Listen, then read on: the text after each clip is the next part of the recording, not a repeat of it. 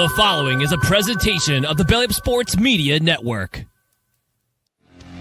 1420 Sports Bar Podcast, for beer of sports talk and a whole lot more. Join host Brent Radlinsky as he bellies up to the bar and gets the conversation going that'll make you think you're sitting in your local watering. It's sports, beer, and shenanigans, so sit back, grab a few beers, and let's get into it.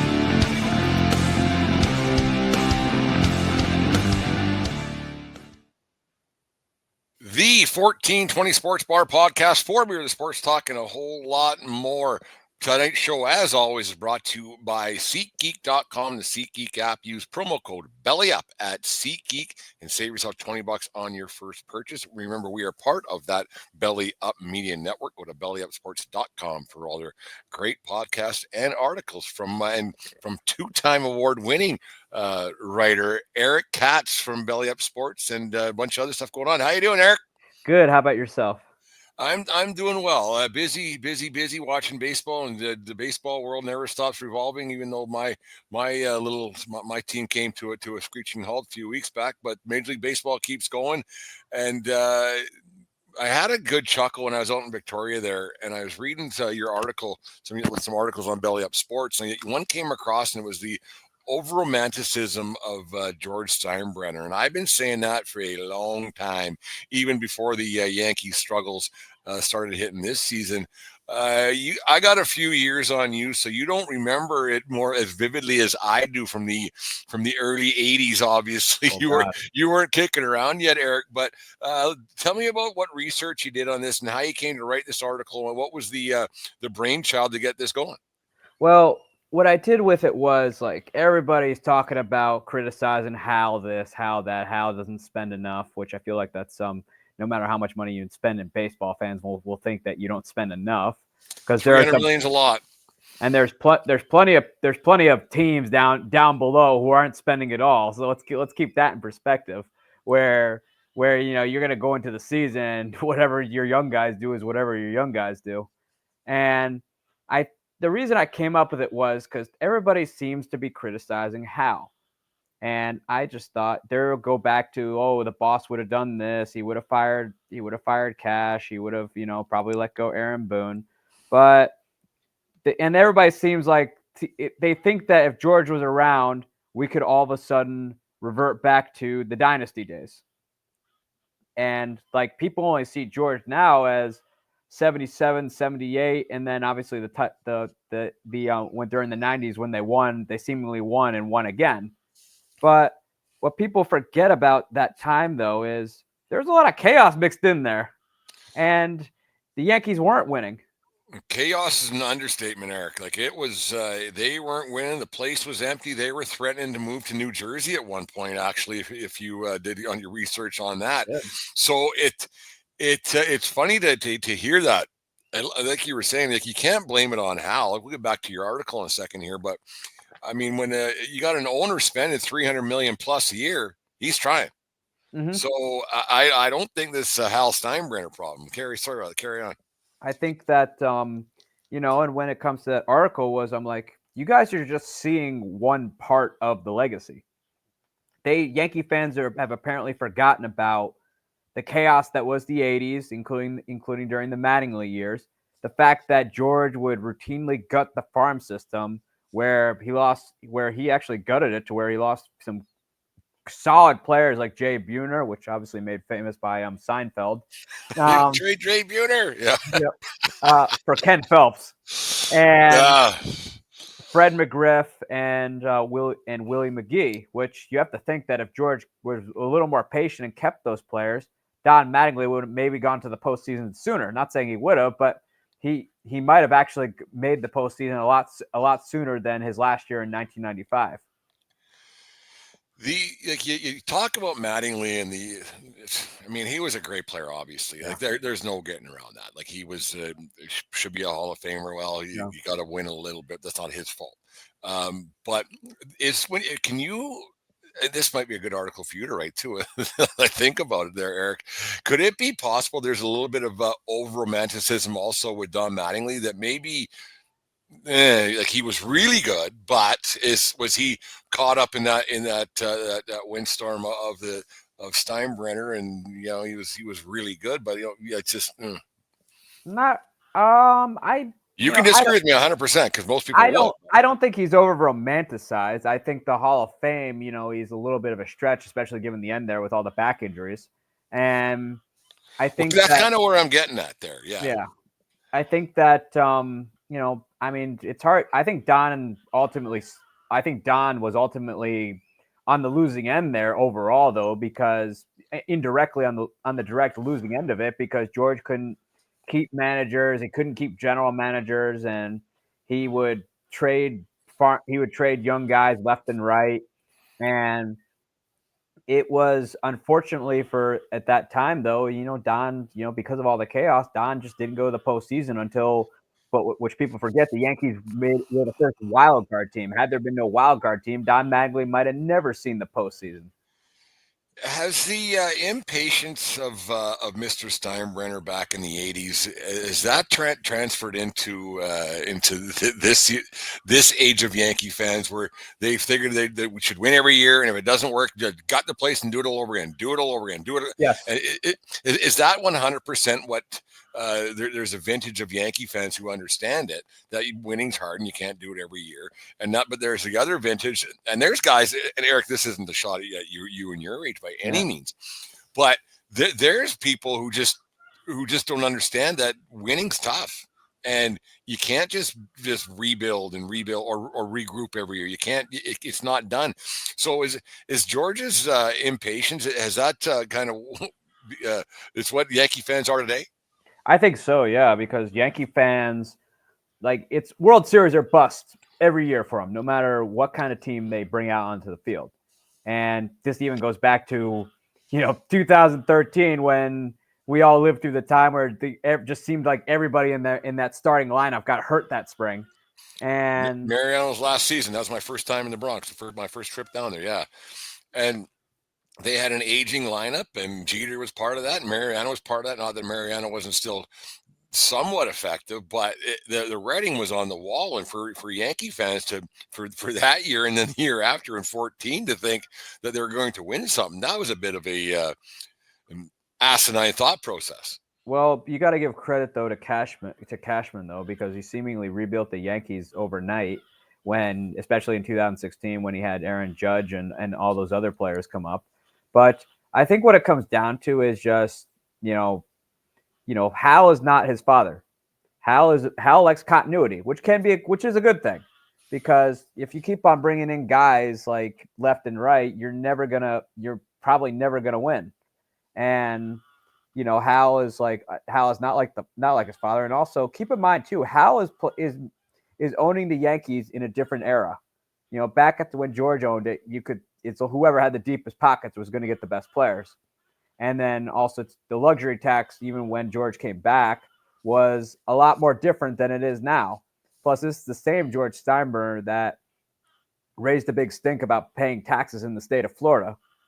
And it's it's just one of those deals where Hal is just doing it at a different time, and it's hard to know what George would have done, because George very well could have, because he was so against the luxury tax, he might have been like Hal, which Hal I think is doing it right, because he doesn't want to pay the bottom feeders, for going over that luxury tax threshold. He doesn't want to pay those teams to beat him. If you're kind of speaking my language 100%. Like, you can't just and I've other people I've had on my show. You can't have superstars at every position. It's just not viable. You just can't. And because it's still a business. My buddy over there, the Fan the Van podcast, he says that the sports is a business, and people got to get that through their head. And it's first and foremost, it's a business. Advertising, blah blah blah blah, the whole thing. And so and you can't, like I said, you can't have a guy making 40 sheets a year at every position. It just doesn't work that way. Does Steinbrenner get, Hal, obviously, does he get a bit of a raw deal from Yankee fans and baseball people in general for just people not thinking logically? He's kind of getting if I can make a comparison, he's kind of getting the same deal that Bobby Bowden's son Terry did when he was at Auburn, where Bobby was, was FSU royalty and still is. But when Terry comes in, everybody's expecting Terry's like they're expecting Terry to, bring Auburn to prominence because he was around his dad all the time. But I think Hal does because, unfortunately, it's hard to follow the legend. It really is. It's like I think Anthony Volpe is going through it now, where and Didi Gregorius initially did when Derek Jeter left the position. I mean, that's just an unfair spot to be in because you've got this larger than life owner who who liked winning before breathing, and everybody's expecting Hal to be the same way, but Hal isn't because Hal is just a completely different person. See, but that's the thing. There goes back to your article there, Eric. George didn't win a bunch. No. There was more losing than winning. Mm-hmm. There was more nights in the 80s, obviously, when there was more empty seats than full ones. There was people dressed as empty seats all over that stadium. And there was. It wasn't that great for a long time until you got and I'm gonna say because it takes some luck, and drafting is luck, right, and getting a Derek Jeter, and then he almost got snuck into trading. And this is Steinbrenner, this is George, obviously. Yep. He had to get talked in to saving Mariano and Jeter from getting traded, especially Mariano. They nearly traded Bernie. Seattle, right? Yeah, for Felix Fermin. Yeah, so imagine if that would have happened. So how smart is George? He had to get talked out of those deals. So they kind of won in spite of George, if you think about it. In a way, yes. And also, don't forget, they almost traded Bernie Williams during that time, too, where Bernie Williams was nearly dealt to the Detroit Tigers. And to me, Bernie is just as good or better talent-wise. Maybe not Mariano, but the other guys, Bernie's right there. If Absolutely. Bernie cared more, not that he didn't care, but if he cared more, right, he would have been. If he was smooth. He was more out there. Yeah, just talent to burn that guy. He was so good. You hear a lot about. We'll get into this year's team a little bit. I don't want to. Well, actually, I do. You hear all the time from Yankee fans and guys who say they're Yankee fans and girls who say they're Yankee fans.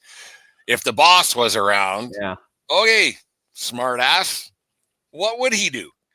Eric, what would the boss have done this year with this team that blew a 9-game lead or 7-game lead, whatever it is, and they're hanging on to a wild card spot, and they just went ahead as time we're recording this 3-1 the Washington Nationals. They beat up, like we talked off air, they beat up on the bottom feeders, but anybody above them, they don't. Right. Eric Katz, what would the boss do if he was around in people's heads? I mean, it's all hypothetical, obviously, but what do people think the boss would have done?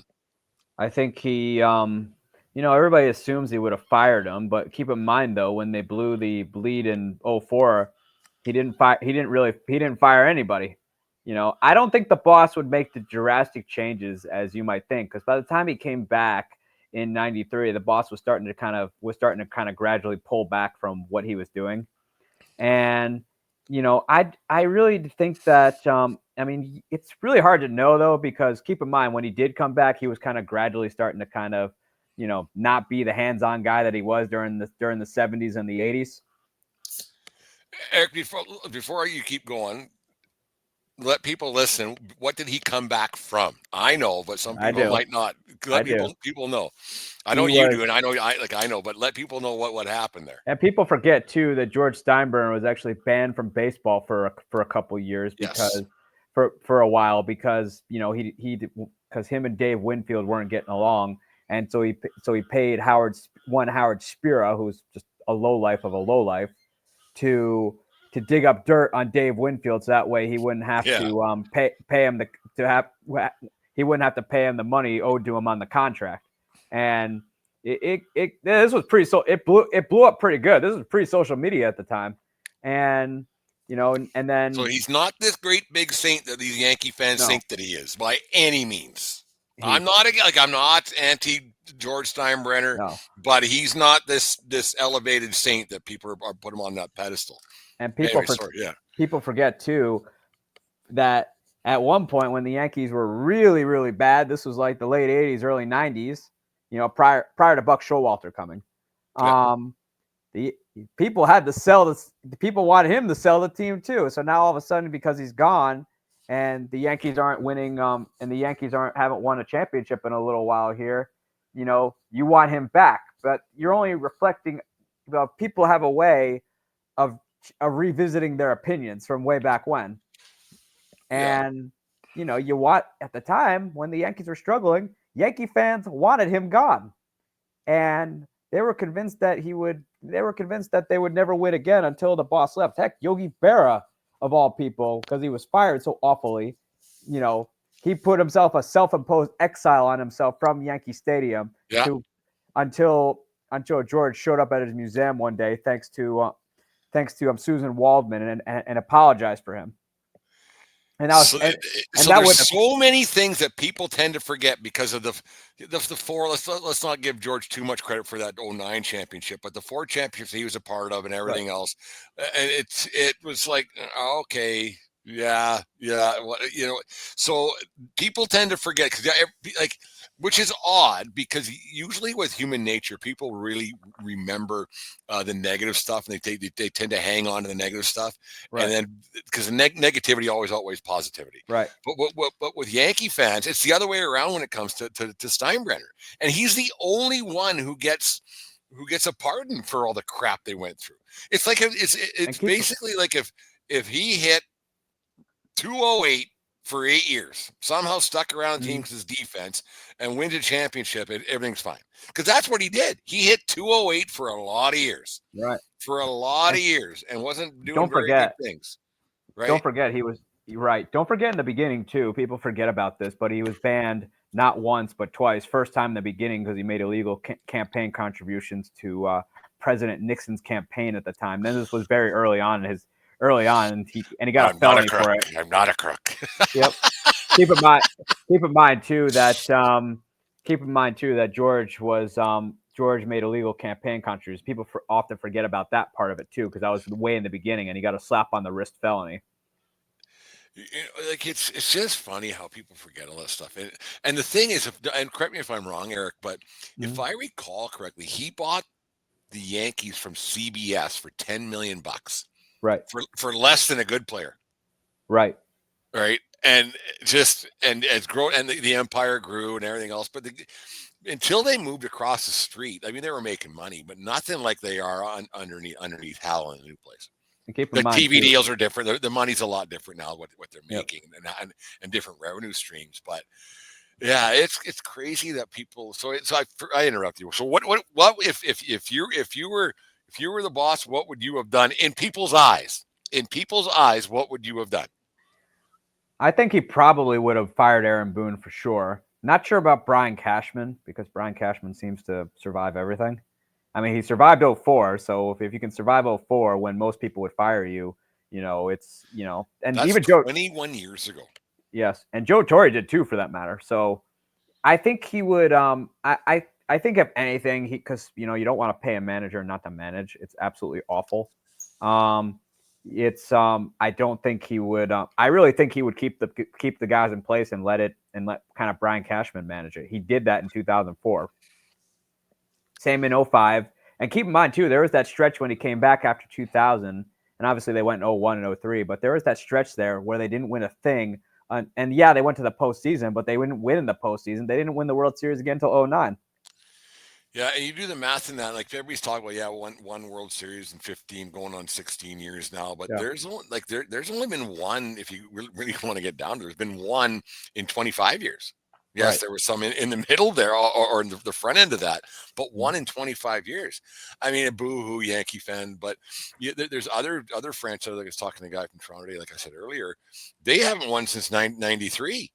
So it goes to show how tough winning actually is. Or there's teams that haven't won at all, like the Rays or the Mariners have never even gone to the World Series. The Mariners have had some good teams. Very good teams. Just getting to the World Series is one thing, but winning the whole thing is another. I mean, It's not easy. Like obviously the Yankees expect it, but is that just like they say their motto is we're there to win a champion, not a championship, championships, and every year we're there to win.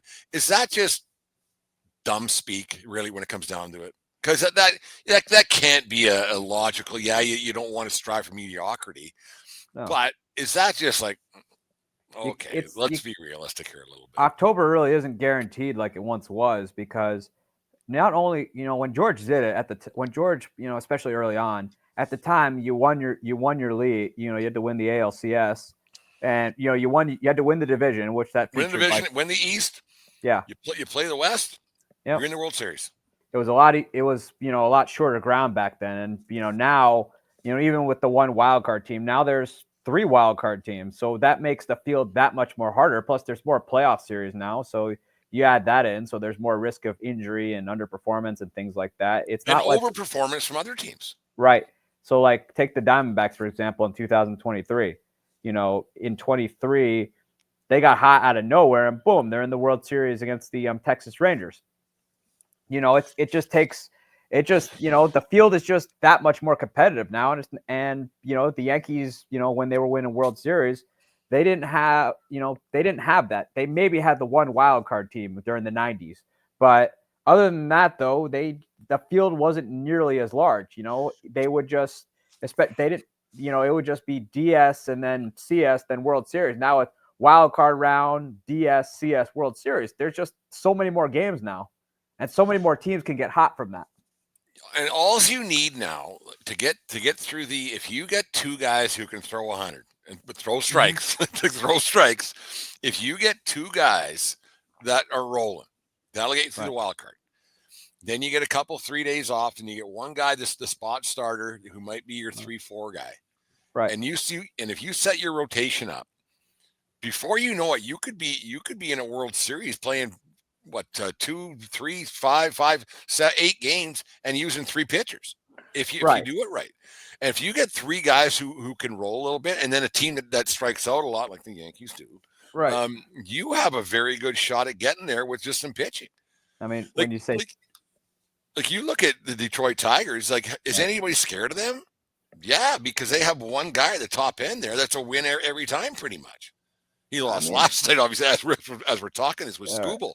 But it's not that easy to win anymore. No, and also bullpens are heavily relied upon now. Now you take a starter after 100 pitches. And even in the postseason, too, if the starter's even a little bit off or he gives up a run, Captain Hook's already coming out there and yanking him, which I don't like that, just because the guy can easily, back during the regular season, it's okay, he gives up 2 runs, go out there and save us. Now it's, I got to go to the bullpen because, my guy's not sharp today. It's absolutely ridiculous the way the game's managed nowadays. I don't agree with it. I've been on a few different podcasts, had some guys on this week. We all to a man agree that, like, let them get through it. You can't be going to your bullpen that early. You can't, because human beings screw things up, and more chance to get more human beings screwed up, they will. And it's just, it's inevitable. Why these guys can't pitch more, I will never understand it, because they're all going to blow their arm out. So you know what? Let them. Let them do it.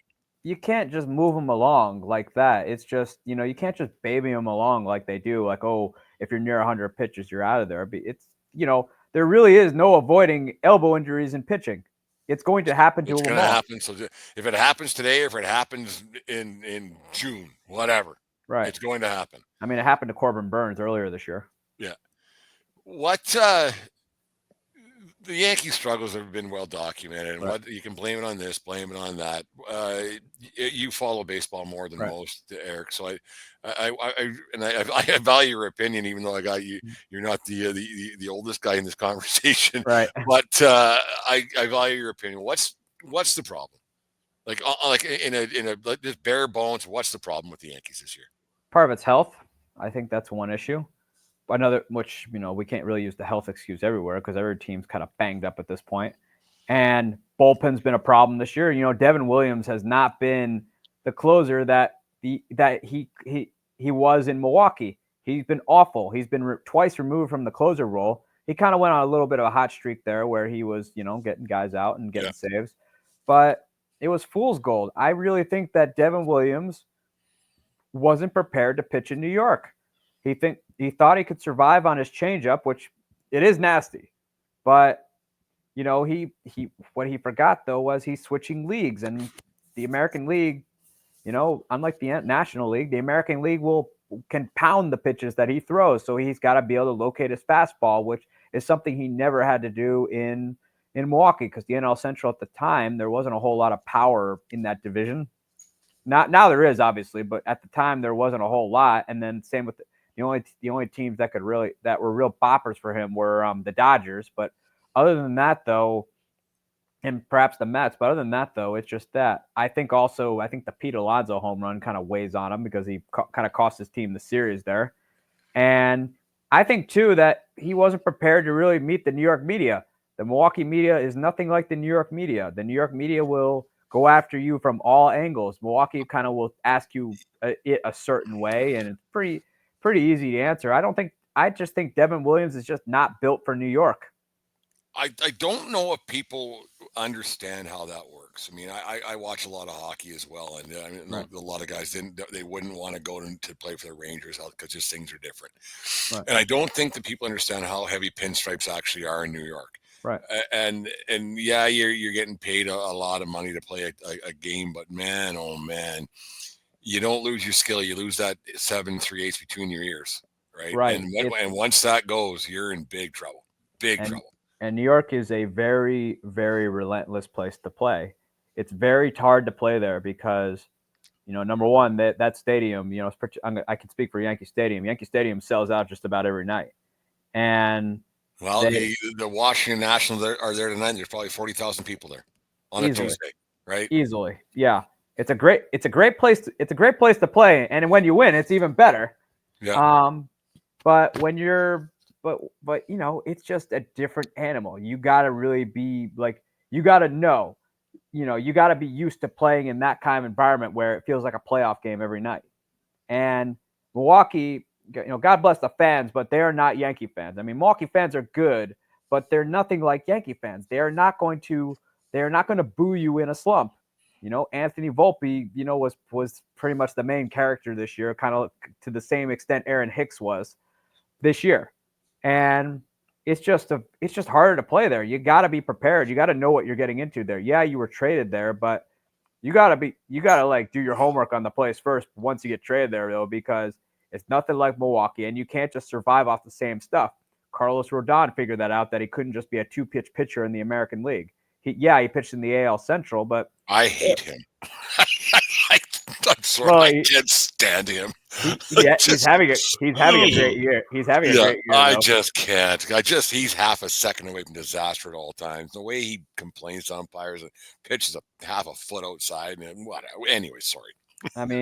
Garrett.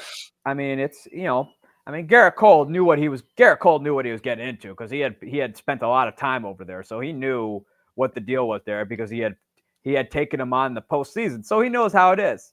When it's like when the stadium's at full blast and fans are breathing down your neck. So he knew and could handle it. But I don't think Devin Williams ever faced that kind of pressure in his career.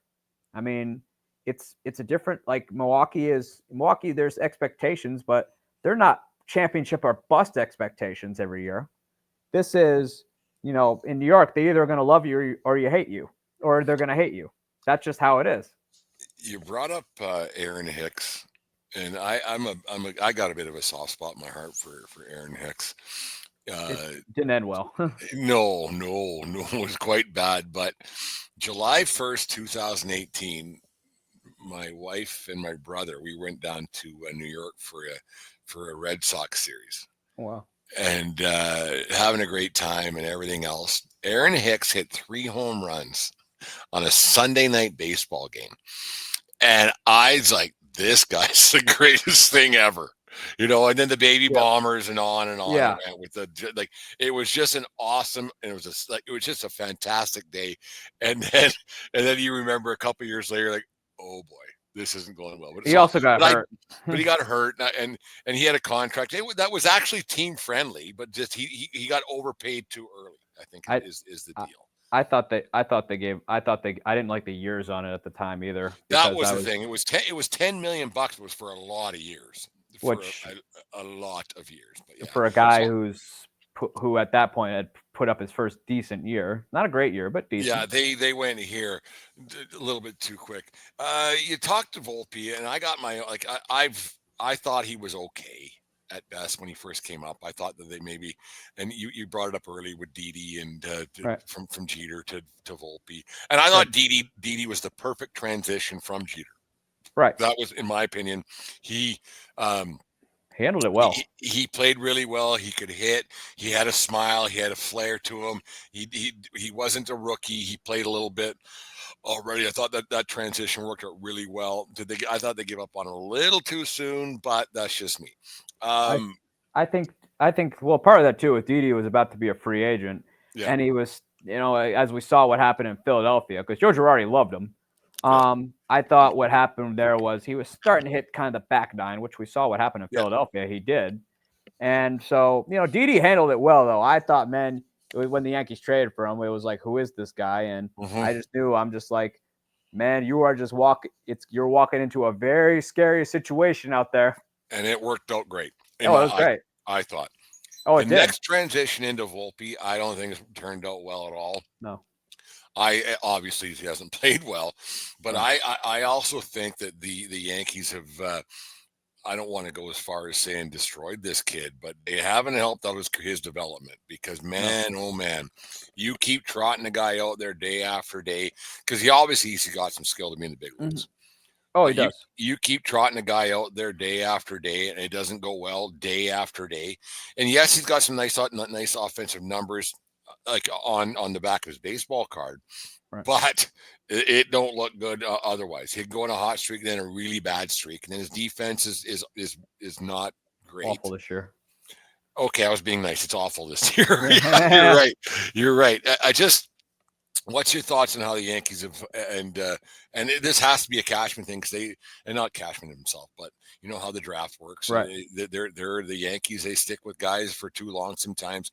What's your thoughts on Volpe and how his development and what they should do with him?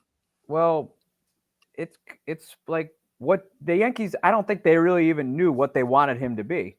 He comes out the first year, has a 2020 year, which, even though his bat wasn't what, it's his rookie year, his bat wasn't what like they were expecting, but still 20 home runs, 20 stolen bases. Yeah, to me, good. That's a good season. Everybody's walking around thinking this guy's the next one. Yeah. Well, yeah, I mean, and then you're thinking, okay, they can, there's some improvement there, but it's a building block. Obviously people were expecting him to be rookie of the year, which he was not. And, given the fact that I think he was there the same year Bobby Witt Jr. was, which I'm just like, that's just unfair. That's unfair. Yeah, and then the following year, the power numbers go down, but he still steals 28 bases. To me, that's a good year.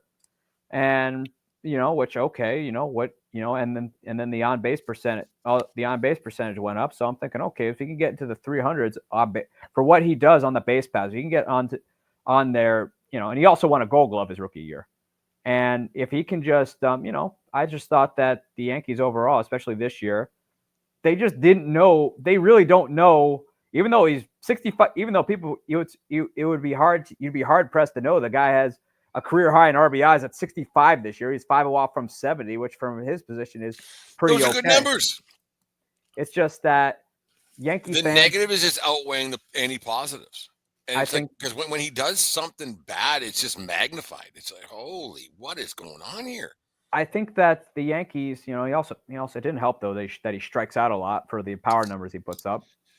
I think that unfortunately though for Volpe, he's just dealing with the fact that people expect him to be the next Derek Jeter, which was wrong because kid from New Jersey, whatever. But he beat Peraza out in spring training, which we saw how Peraza's turned out, where they basically had him on the roster because they had nobody else. And, now I think with Volpe, though, I think Volpe's just, unfortunately, he's just succumbing to the expectations that Yankee fans have of him, and it's eating him. I think, you have to send him back out there. You have to send him out there, of course, because, he's your starting shortstop. But I think that I think the Yankees just didn't know what they wanted him to be, and that's what hurt his development. Pending what happens with the, because I still think they'll make the playoffs. Whether it's a long, the weak schedule, down the stretch too. Yeah, I think they'll be okay. I think they'll be a wild card team for sure. Yeah. Pending what happens in the playoffs, is it time for Volpe to maybe walk into or the agent? Well, it wouldn't be Volpe himself. Would it be to walk in and say, you know what? I got to get out of here. This isn't good for me. It isn't good for you. There's nothing I can do to repair this. Yankee fans have very, very good memories. And I'd have to put up Jeter numbers. I'd have to win an MVP for them to forgive me for anything especially if something goes wrong in the playoffs. And if he's not playing now, because they kind of quasi benched him, I guess. Like, is it just time to maybe the experiment didn't work and time to just say, you know what, enough's enough? I don't think they're there yet. I don't think personally Volpe is going to do that. I think what the Yankees are waiting for is this George Lombard Jr. kid to come up, because he's in the MLB top 100 prospects in the middle of the pack there. Yeah. I think he might be in the top 20. I'm not positive, but he's pretty much just, I don't think he's going to do it. I think next year it's going to be, all right, buddy, it's do or die. But I could see him do it. It wouldn't shock me if the Yankees tried to trade him, but I don't think they will. Well, I don't think there's much of a market out there for him. Like, that's a kicker. Like, but you get a guy with some service time, and you have some years of leverage, and I don't know. It's a tough spot. And I think he got just thrown to the wolves a little too much, and they had many opportunities this season, especially to put him on the bench for a little bit, or maybe just one of those. Hey, you're going for a rehab assignment, but not really. Maybe down to Somerset or something, just to. But if you got no one else to fill in, that's the thing. So maybe it's inherently maybe an organizational problem that they don't have anybody. Well, nobody yet, but keep in mind though, it's a really bad year to need much of anything on the free agency market. And shortstop is definitely not strong. Yeah, you got Bo Bichette there, sure, but yeah, and you got that going for you. But is that really much? Like, what's on the market? Is that really much of an upgrade over Anthony Volpe? I don't think it is. Well, Bichette's going to be quite fortunate because the Jays are flying, obviously, and and he's been one of the catalysts behind that. So the free agent market isn't exactly huge for players, and shortstop's a glamour position. He could find himself getting a huge payday just because owners are stupid and greedy. Like, it's one of those things, right? So, yeah. It'll be interesting, though, because Well, that free agency is going to be interesting, though, because in all honesty, Toronto ain't big enough for Vlad and Bo. And no, because all of a sudden you'll be paying $100 million, right, for two guys. And which you need, they have, they got some guys there, but you need more. You can't just not 100, but 80, whatever. Yeah.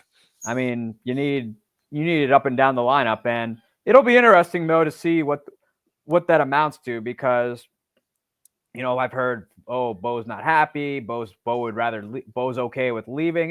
There'll be plenty of teams looking for winning cures all. Right? If they get something done this year, and the thing with, and I don't know the guy, but how hungry is he? Like, his dad did pretty good throughout his career financially, right? So I don't think Bo Bichette needs the extra $5 million in his bank account per year. Not that Dante's feeding them by any means, but the kids had a pretty glamorous life, right? Dante. So, yeah, absolutely. So winning, like, if the Jays can go pretty deep, which I think they actually can, they may be able to get a hometown discount with Bo Bichette. I don't know. Bo hasn't really been too talkative about his contract situation, which I think is the way to do it right now. And that's the thing, though. I mean, as we saw last year with Soto was very talkative about it, and I think that I think, Bo's been kind of just keeping it under the vest, almost the same way Aaron Judge did. But it's going to be the free agency to pay attention to, because the market's weak. Everybody will take Bo's bat despite his glove, and I think that that's going to be a free agency worth paying attention to. The thing about guys who keep their yap shut about free agency and how much they're going to make and on it goes, I think that's the right way to do it, because the average ham and egger like me and you, who goes to a few games a year and blah blah blah, and we talk about like we know we're talking about it, right?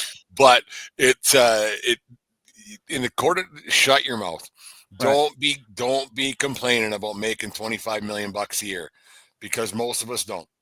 I mean, so just shut your yap. And I think that's kind of the reason why I'm not at I'd rather have Soto on my team. Right. But when he was gone, I was like, all right, good. That contract was going to be made no matter what. And he's underwhelmed. He was going to be the highest paid guy no matter what he did. And he made no bones about it. His agent made no bones about it. This is what was going to happen. And so the team first mentality wasn't there at all. No. And so you should never get in a public dispute or public knowledge about money, because most of us don't get that chance to make that kind of money. And so just when it comes to dough, shut your mouth. Well, keep in mind too, Soto's for mostly been underwhelming since making that money. And I mean, I expect a guy who's the highest paid player in the league to be a consistent 100 RBI guy, not a guy who's hitting like, who might only hit 80, 90 if he's lucky. I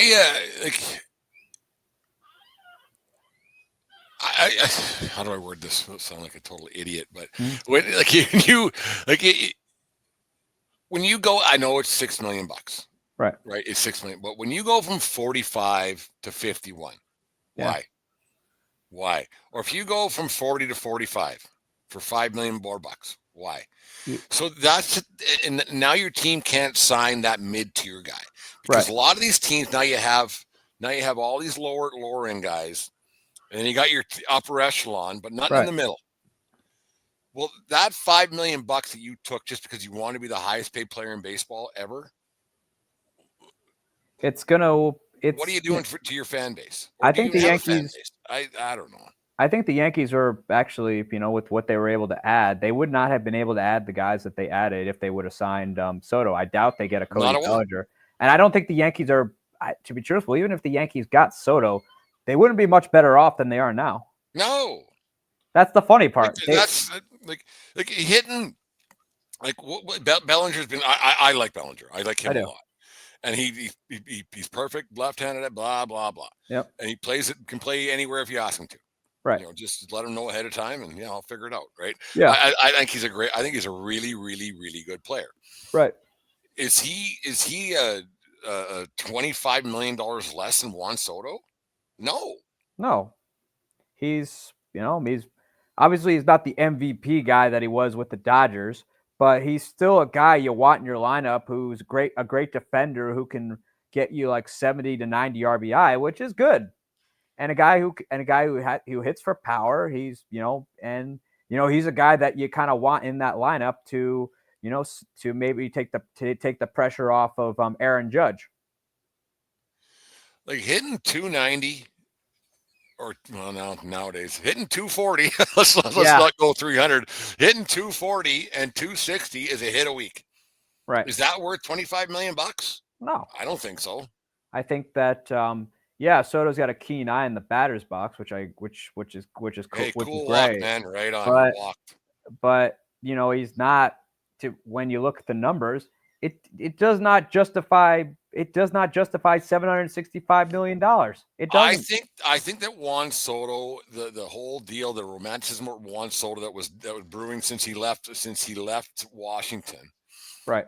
He was the popular kid in high school because he was popular. There was really nothing there. Because this isn't a Brent original by any means. I can't remember who said it, but I can't remember anybody ever telling me they tuned into a Nationals game or a Padres game to see Juan Soto. No, it's funny because would I have him on my team? Yep. Yeah. But not at $51 million. Yep. Keep in mind, the Nationals tried to make him the highest paid player in baseball by offering him $440 million, which he turned down, which, to be truthful, most major leaguers would have taken that money in a heartbeat. And what people forget, though, is like Juan Soto is going through the exact same thing that when he left Washington and went to San Diego, wasn't happy. Goes to New York. He's happy. Their Yankees are winning. They eventually go to the World Series. And then he goes to the Mets and really, he's been kind of up and down there mood wise. So he really, it's been the same thing. He realizes now he kind of ran into the same lesson that he did in San Diego. The grass really wasn't greener there. And besides, he wasn't the headliner in that lineup in San Diego. That belongs to Manny Machado and Fernando Tatis Jr. And that San Diego team is really good. Eric, we'll get you out of here. Thanks for doing this once again, man. We were supposed to be up last week, and I had things, and then you got things, and we all got things, and whatever. But thanks for doing this. But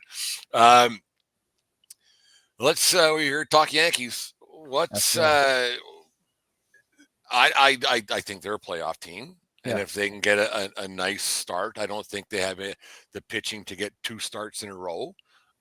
But anything can happen. Right. Best case scenario, in your opinion, best case scenario that what happens with the Yankees this year? I think they're at best and if everything breaks right, they're probably a CS team if everything breaks right. But do I see them going to the World Series? No, they just don't have the pitching this year. Garrett, we all knew Garrett Cole, losing him was going to be tough. And then obviously the last thing they needed was Clark Schmidt to also need to go under the knife as well. So you lose 2 starters there. Yeah, Cam Schlitter has done some great things this year, and same with Will Warren. But I like how Schlitter rolls off your tongue, and sometimes I don't say it right. But they've both done good things. But keep in mind too, Will Warren would have, if Garrett Cole was there, Will Warren would have most likely been at AAA, and Cam Schlitter would probably be in the minor leagues as well. So you're already having to rush, which is great for their development, but it's not going to help the Yankees. I don't think it'll help the Yankees immediately in the playoffs. So if everything breaks right, they're a CS team at best, and even if they make the CS, I don't see them going anywhere. But it wouldn't shock me if the Yankees got knocked out early, just because I just don't think they have the arms, especially in the bullpen, which is very kind of alarming. I think they make the wild card round, and then thanks by see they're done in 2. That's just it. I don't trust their starting pitching enough. Yeah, it's going to depend on who they play too. Creed hasn't been good. It's just one of those things. Yeah. It's just, unfortunately, it's just not their year, and it's just that I think that they're missing Garrett Cole in that rotation because they don't have enough guys who can eat innings. So let's go full circle here. If if everything happens the way you said it, the way you predicted that Eric Katz said this is going to happen. Now let's put that you're the boss.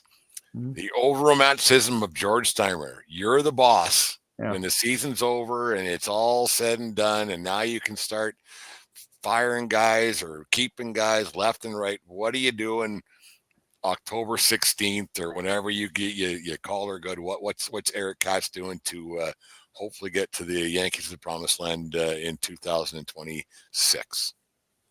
I really think the Yankees have to move on from Brian Cashman. I think that, I'm not a Cashman hater by any stretch of the imagination, but it's been a while since they've won. He's been there over 20 plus years. You could probably move him into like a front office advisor role, whatever, kind of boot him upstairs. But I think the Yankees kind of need a fresh look and a fresh voice there. Yeah. This is not Cashman hate by any means. I'm going by, the big picture, because, the Cashman has already has enough of those people all over New York City and the internet. But I think that the Yankees just need a fresh set of eyes, fresh voice, fresh ideas there, because eventually, everything kind of has a way of going stale.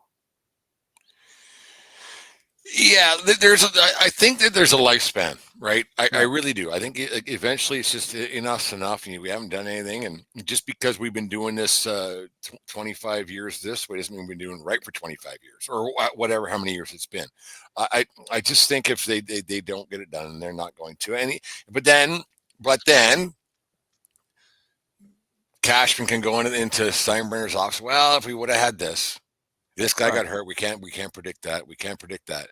But every other team's like, well, that guy got hurt too, and that guy got hurt too. So I don't know what you're supposed to say about that. I just think that if and when they don't get it done, I just think it would be ridiculous to not try something different. And I know Michael Kay says it all the time. I don't know what you listen to his show. That Cashman would have another job tomorrow. Well, let him go find out. Right? I mean, let him go find out. And I don't think you fire the guy. I think you can kick him upstairs and whatever, and then if he decides to leave, he can. The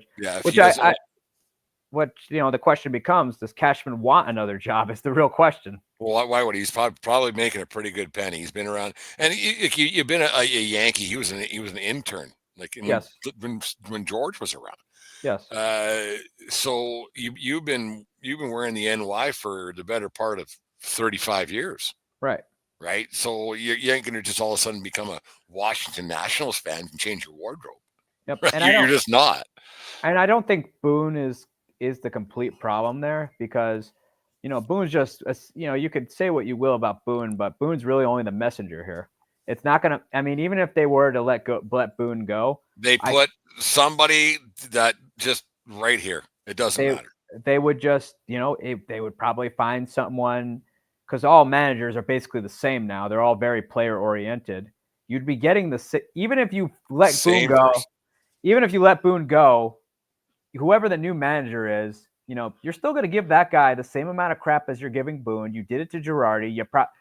Torrey was Torrey toward the end there. Torrey wasn't really social media, but pre-social media, Torrey at the end there was getting it from everybody in New York, and he's a legend, like an actual legend. And people forget, and that also became a case where it was two sides that just didn't know how to say goodbye. Yeah. And you're just gonna it's just gonna be the same thing with that guy. You're gonna just, the reason they're saying fire Boone is because they want to see somebody.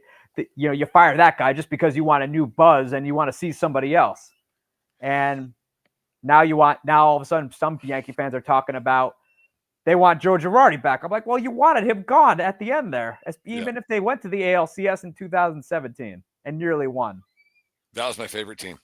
The 2017. I love that team. It was so much fun. Next man up. Oh, yeah, great team. It was awesome. I think that I think what needs to happen just with Yankee fans and management and everybody else is to just think logically. The glory days are actually 24 years ago. 25 years ago.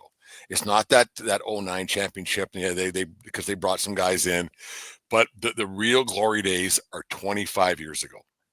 You have to. That's a quarter century. It's time to turn the page. You have to just acknowledge, okay, Yankee fans right now are starting to remind me of Nebraska football fans for what they were for the longest time.